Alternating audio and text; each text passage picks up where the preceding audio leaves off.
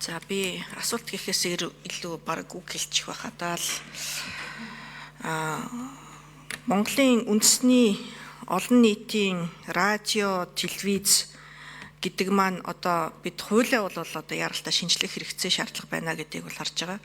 Тэгээ нэг шийдвэрлэх хэрэгтэй нэг асуудал байгаа нь олон нийтийнх юм уу? Эсвэл төрийнх юм уу? State controlled юм шиг л одоо ойлголтыг олон нийтэд бол өгч байгаа. Яа тэгэхээр олон нийт ер нь төрөл өөрийнхөө хүссэн мэдээллүүдээ явуулаад байгаа юм биш үү гэдэг ийм хардталтыг бол байнга бий болгодог штеп. Тэгчиж ажиллаж байгаа явдлууд бол гардаг.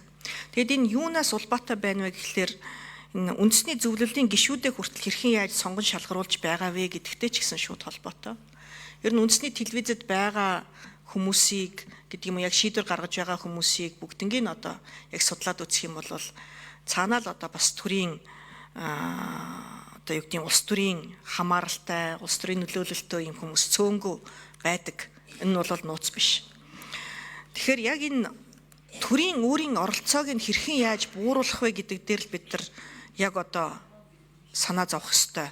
Үүн дээр бол одоо бас өөрчлөлтүүдийг зайлшгүй одоо хийх шаардлагатай байна гэж үзэж байна. Хэдийгээр хураамжаа нэмэгдүүлэх нь одоо зүйтэй гэж үзэж байгаа боловч яг иргэд өнөөдөр итгэж хураамж нэмэгдүүлэхийг одоо зөвшөөрөх үгүй юу гэдэг нь бол том асуудал.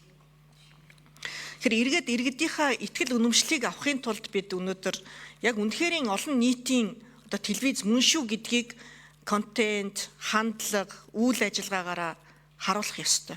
Гэтэл яг одоогор бол тийм биш байна гэдгийг бол бүгд хүлээн зөвшөөрөх байхаа гэж бодож байна. Арилжааны телевизээс бол нэг ялгаагүй байгаад байгаа. Ер нь үндэсний телевизийн цагийн хүрдийг л баг үздэг. Өөр бусад асуудлуудыг үздэггүй одоо иргэд бол маш олон байгаа байхаа гэж би дүгнэдэг. Тэгэхээр энэ дээр яралтай нэгдүгээр хуулийг шинжлэх шаардлагатай байна.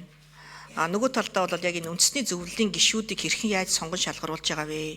Хэн санал болгож байгаа вэ гэдгийг одоо бас нэлээд нухацтай ярилцахгүй бол дандаа ардаа одоо улс төрийн нөлөөлөлтөө хүмүүс байгаа гэдгийг бол бид нар хүлээн зөвшөөрөх хэрэгтэй. Тэгээд үүн дээр ч гэсэн дүгнэлтээ хийж нэг үндэсний телевизийг иргэд олон нийтийнхаа